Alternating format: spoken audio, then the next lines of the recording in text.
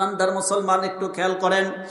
এখন আল্লাহ রাব্বুল আলামিন ফেরেশতাদের বললেন, এ ফেরেশতার দল, এই শোনো, তোমরা তো বাইতুল মামুর তওয়াফ করে আমি আল্লাহর কাছে মাপ চাইলাম, কিন্তু যেই জাতিকে আমি আল্লাহ পৃথিবীর মধ্যে প্রেরণ করব, এই জাতি তারা তো গুনাহ করবে, অন্যায় করবে, অপরাধ করবে, এরা কোন উসিলায় আমি আল্লাহর কাছে মাপ চাইবে।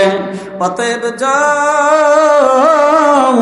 বাইতুল মামুর সোজা পৃথিবীর মধ্যে যেই জায়গা আছে, এই জায়গার মধ্যে বাইতুল মামুরের অনুরূপ একটা ঘর বানাইতে চায়। সুবহানাল্লাহ কন, আর একটু জোরে কন। ফেরেশতার দল পৃথিবীর মধ্যে চলে আসলেন, আয়েশা দেখতেছেন শুধু পানি আর পানি, পানি আর পানি। আল্লাহ রাব্বুল আলামিনকে বললেন, ওগো মাওলা, ঘর বানাবো কেমনে, ঘরের ভিটা বানাবো কেমনে, শুধু পানি আর পানি, কি করা যায়? আল্লাহর কাছে দোয়া করলেন।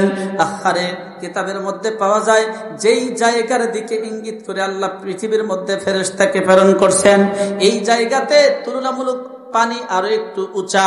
ফেরেশতারা যখন দোয়া করলেন, তখন এই উঁচা পানি নিচু হয়ে গেল। মাঝখানের পানি যদি নিচু হয়ে যায়, চতুর্দিকের পানি তো এই নিচু জায়গাতে যাবে। জোরে কোন কথা ঠিক কিনা?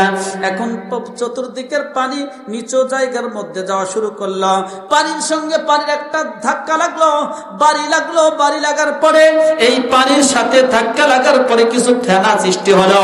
এই ফেনা থেকে আল্লাহ রাব্বুল আলামিন এক ইট পরিমাণ মাটি আল্লাহ সৃষ্টি করলেন।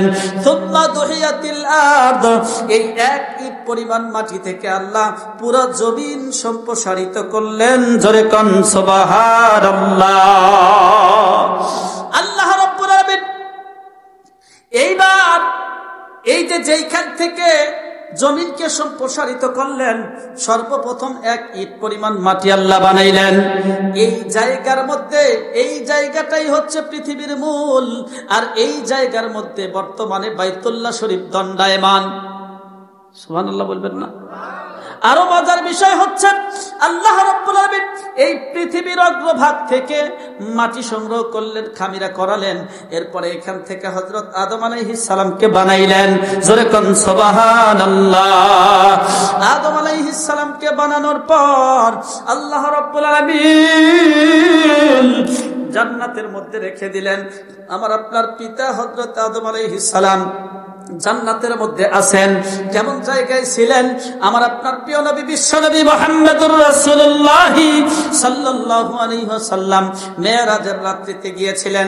আমাদের পিতা হযরত আদম আলাইহিস সালামের সেই জান্নাতের মধ্যে অবস্থানকৃত সেই